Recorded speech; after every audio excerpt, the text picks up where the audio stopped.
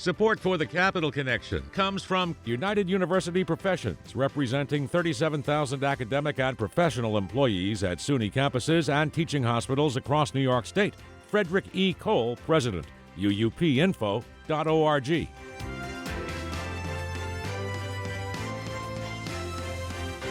It's the Capital Connection. Hi, I'm David Gustina. Joining us this week is Lola Brabham. She is the president of the Commission on Independent Colleges and Universities. We call that CICU.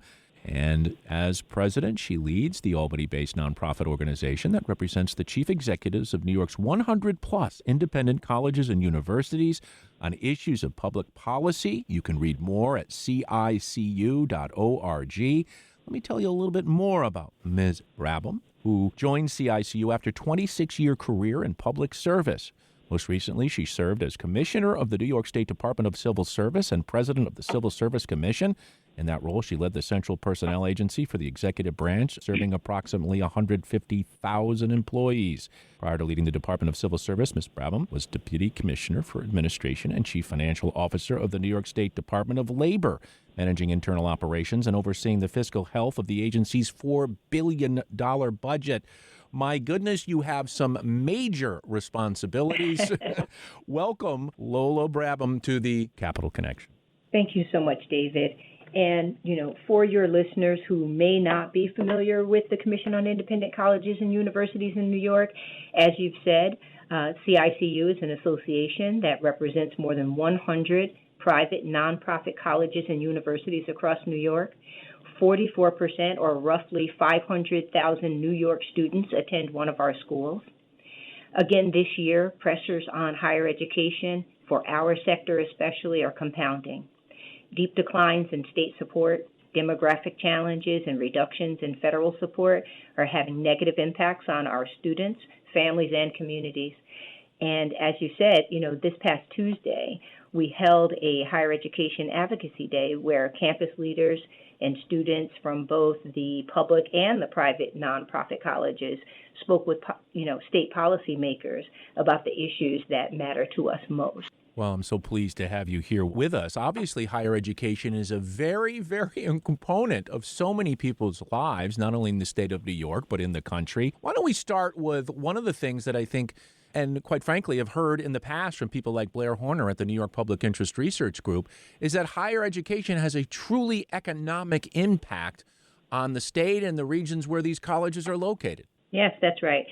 So, and I'll refer to a report that was recently released by the New York State Comptroller Tom DiNapoli, where he noted that the current higher education ecosystem provides almost 300,000 jobs, $15.7 billion in consumer spending, and over $8 billion in research and development spending.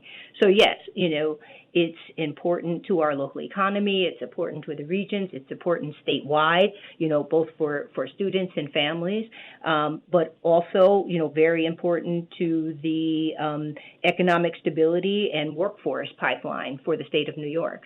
So help us understand the gap here, because obviously higher education benefits those who attend these colleges and universities, whether they're public or private, independent.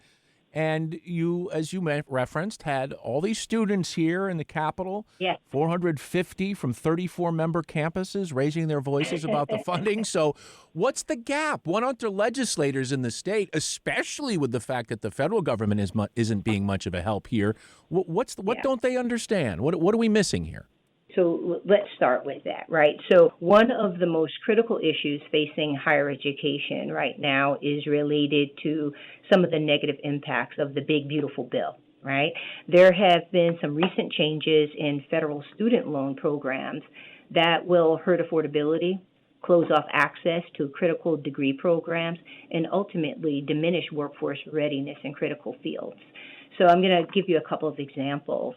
The total elimination of the Grad Plus program is going to significantly reduce access to advanced degrees, particularly in fields that are essential to New York State's workforce. So with the Grad Plus program now gone, the U.S. Department of Education has essentially created two categories, the standard master's degree and the professional master's degree, and is enforcing new lower loan caps. So, for example, a standard master's degree, the cap is now going to be roughly $20,000. And for what they deem a professional degree, the cap is going to be $50,000. The problem is that there are only a few programs that the federal government has deemed professional. In fact, there are only 11 on the list. It's mostly medical and law, and then throw in, clinical psychology and theology. So what that means is that fields like social work, teaching, nursing, accounting, engineering, architecture, and more are now classified as the standard graduate program. So students who are pursuing a career in those fields may not now have access to adequate financing to complete their degrees.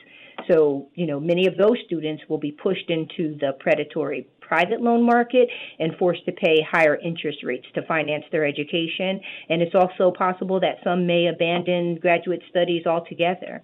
We know from looking at this issue that it's projected that 60% of graduate plus borrowers will, not qualify for those private loans. So that's going to be a real problem. And then compounding this issue is the Parent Plus loan caps that have been put in place by the federal government.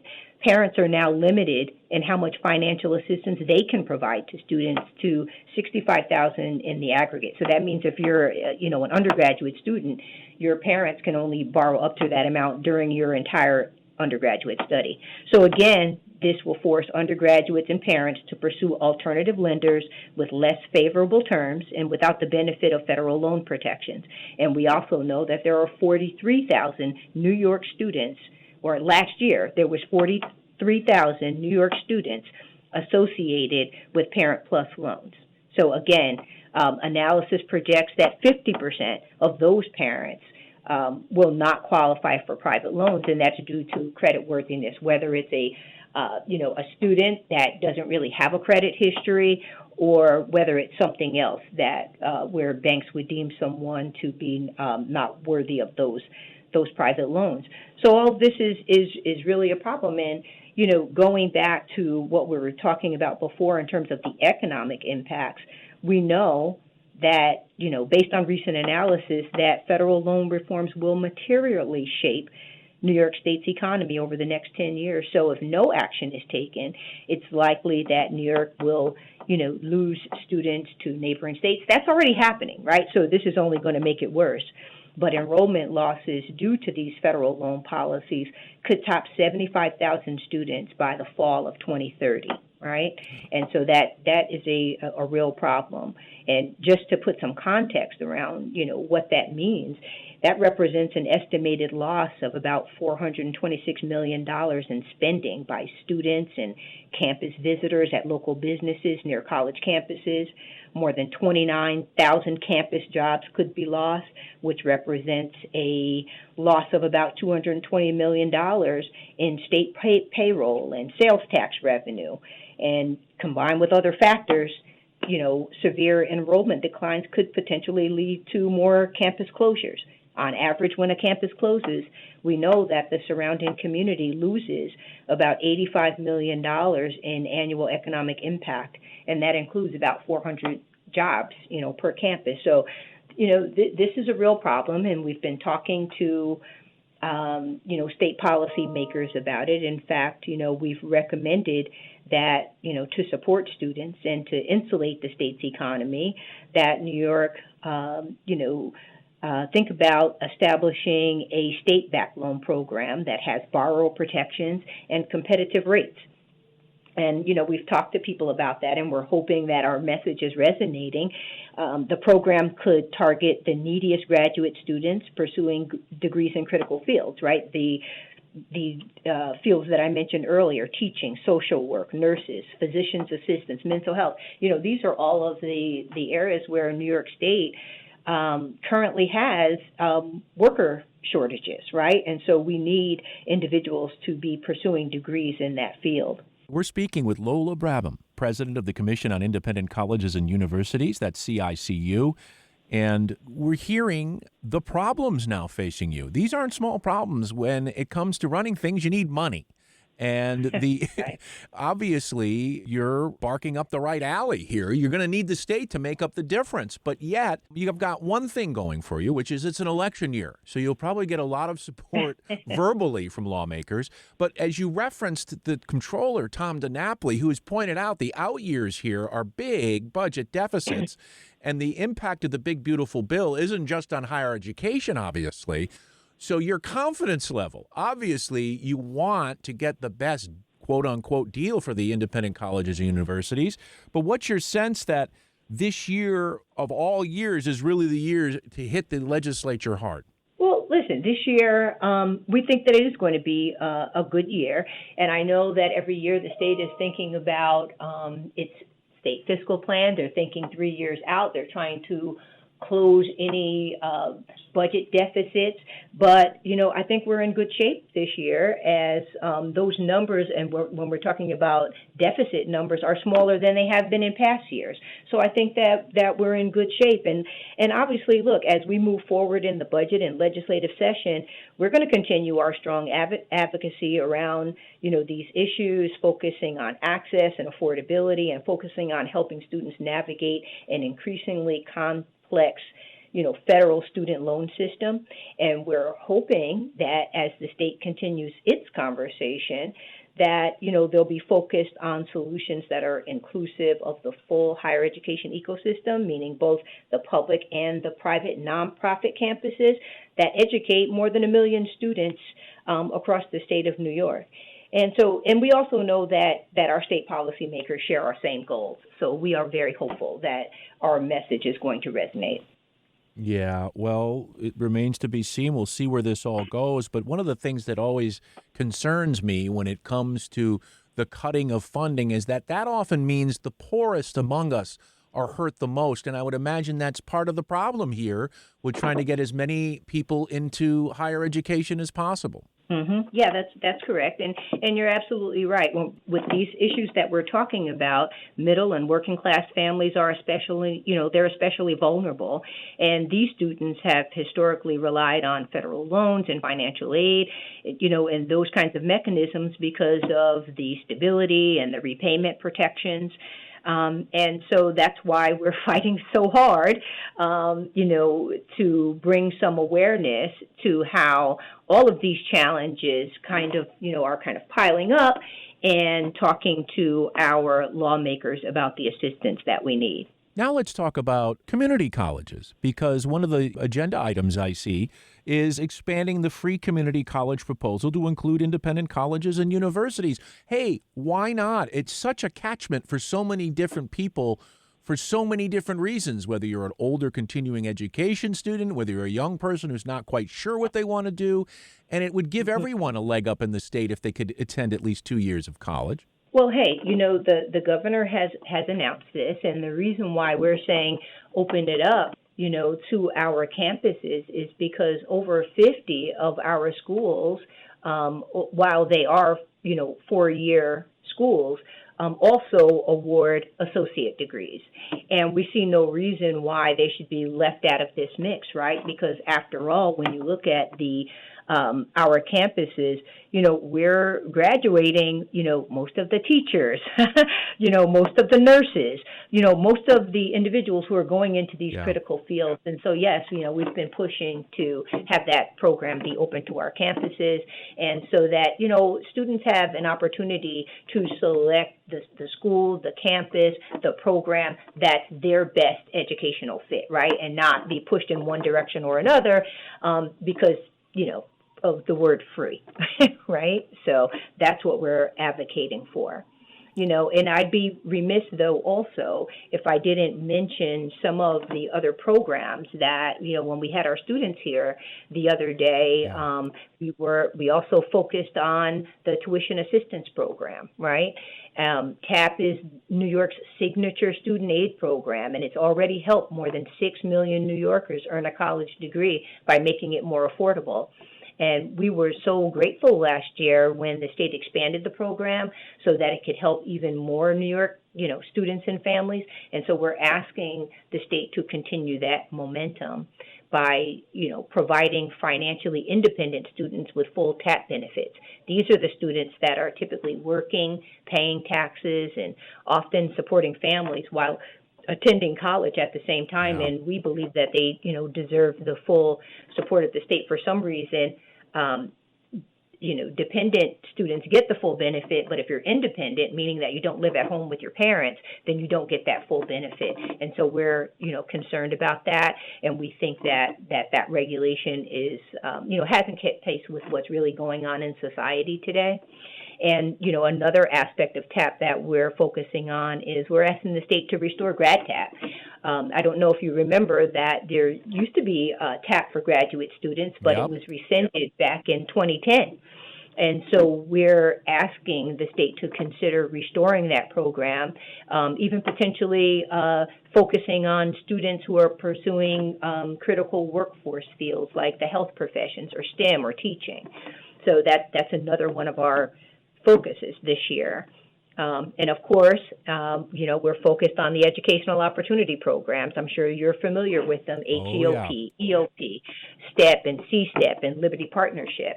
New York's education opportunity programs are the best in the nation, and they provide access to college for economically and educationally disadvantaged students. Let me just jump in there, Lola, and say they work. Sure. Anecdotally, at least, I, having attended a college in New York for my undergraduate degree, have met and been friends with many people who came in, especially under HEOP, and HEOP was a game changer for them. And now so many of them are in successful careers, owning a home, a business, contributing to society. And that, to me, is a success of government. That is exactly the success of government. And, these programs work because not only, do they offer, additional academic assistance and mentorship, but also financial aid packages that cover tuition, fees, books, living expenses, kind of all the things that you need to do to stay the course in college and be successful. And so, we know that more now than ever, these programs need that additional investment to continue to provide high quality services to the students that need it, and also to meet the increasing demand. So that's something that we've been talking a lot about this year as well. One of the things that I'm somewhat concerned about, and I should, as to full disclosure, I teach a course at the University of Albany in broadcast journalism, and I love interacting with young people. And the point I'm going to make now is that we're seeing, you mentioned the closure of some of these private colleges, like the College of St. Rose, for example, here in Albany, which has shaken up the middle of the city because of how much land and buildings and economic impact that campus has. However, as we look at the state of higher education right now, especially since the pandemic, we've seen an uptick in virtual learning, right? And we've also been seeing on some level, not consistently, and there are ups and downs, but the declining enrollment. That's a bad thing. I wonder if the model for higher education is changing with our changing technologies, the mobility, the technology like AI, and again, this idea of virtual learning. Are we going to see a future where the numbers that are enrolled on campus are going to continue to dive? Well, I certainly hope not. Right? And so I do agree that things are changing and evolving, and, our schools are evolving with it, right? Evolving with the times. And we think that that's important, and we're doing everything that we can to keep pace with that change. But that's why we need, the state and our state policymakers as partners, right?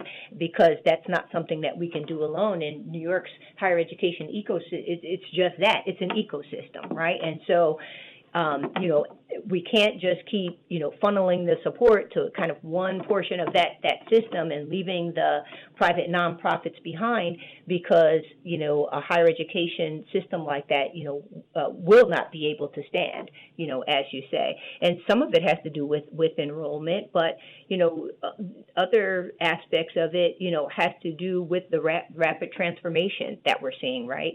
New York's economy is undergoing rapid transformation with the rise of new technology technologies and strategies to mitigate modern day challenges, right? And our colleges and universities are playing a critical role in that and meeting workforce needs of the future.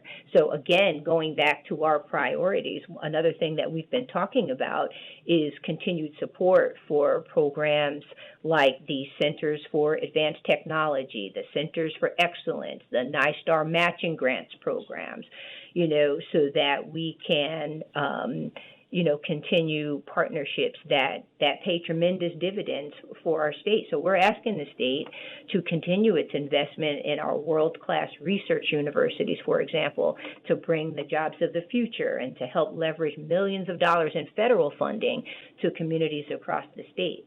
So that's a very high priority on our list. We know that the governor has already put in some money for that, and we're talking to our legislators about, expanding and adding back some money that got taken out last year. We are speaking with the president of the Commission on Independent Colleges and Universities. Her name is Lola Brabham, and I want to thank you so much for joining us today. Let's turn to something called Gear Up. Tell us what this is. Well, Gear Up is essentially a college pipeline program where school districts work with a cohort of students starting in 7th grade and as they continue and transition into college. And it's really a college readiness program that has been very successful. New York had been a grant recipient of the Gear Up program for many, many years. And so this next year will be the first year that New York has been left out of the grant for Gear Up. How come? Well, due to changes in perspectives of the federal U.S. education program, they've taken a look at Gear Up, and they've started deciding, which states are going to get the Gear Up grant and which are not. I see. Well, maybe that's a good time to bring in the federal government and the current administration's approach toward higher education, which, for example, they've attacked things like diversity, equity, and inclusion as if those are bad things. And right in your Advancing Higher Education in New York on your website, your sort of mission statement, you want to provide opportunity and access to higher education through fairness, equity, and humanity. Well, these kind of buzzwords to me seem like something that this current administration in Washington would attack. Now, how can you have, that bully pulpit coming down hard and basically accusing colleges and universities of being agents of the left? Yeah. Well, listen, I can't begin to explain what's in the minds of anyone in the federal government and kind of, what the objective is there. But what I can say is that you're right. Those words, we are true to our mission, and we're going to continue to be true to our mission and support our campuses in educating the next generation of leaders in New York. And we're going to do so by continuing to advocate for all the things that we've been talking about, today, advocating for access and opportunity and, helping students stay the course in college and persist to graduation so that they can stay here in New York, work in New York, and become future leaders, right? So that's our focus. We're speaking with Lola Brabham, president of the Commission on Independent Colleges and Universities. That's CICU. You can read more at cicu.org. If you wanted to leave one thing in the minds of our listeners about CICU and the situation facing the independent colleges and universities, I give you that time now to tell us what it is. Well, I guess I would just say that, CICU is on the front lines. We're going to continue to be very vocal about the needs of students across New York.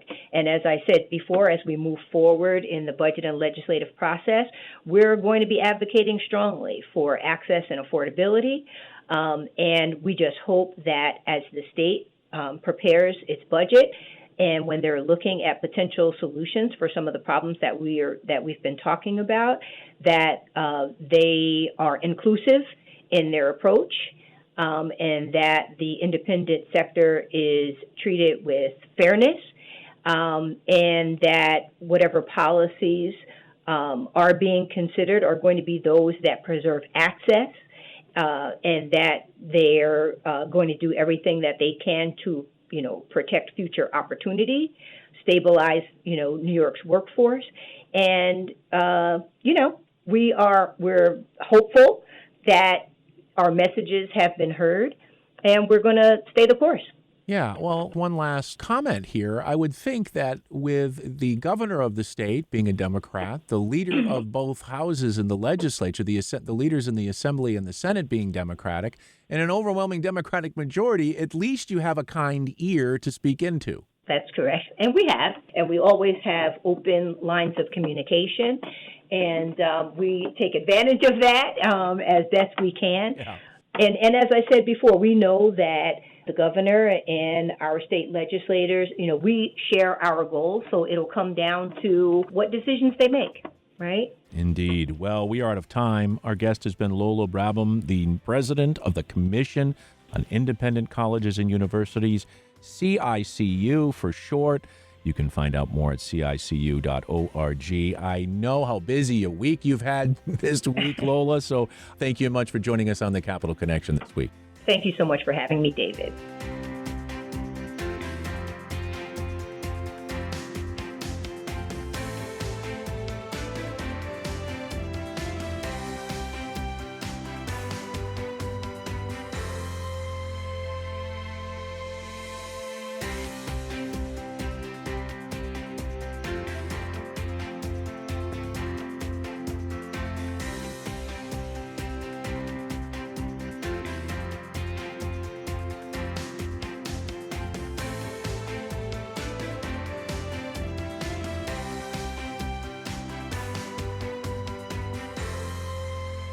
Support for the Capital Connection comes from United University Professions, representing 37,000 academic and professional employees at SUNY campuses and teaching hospitals across New York State. Frederick E. Cole, President, uupinfo.org.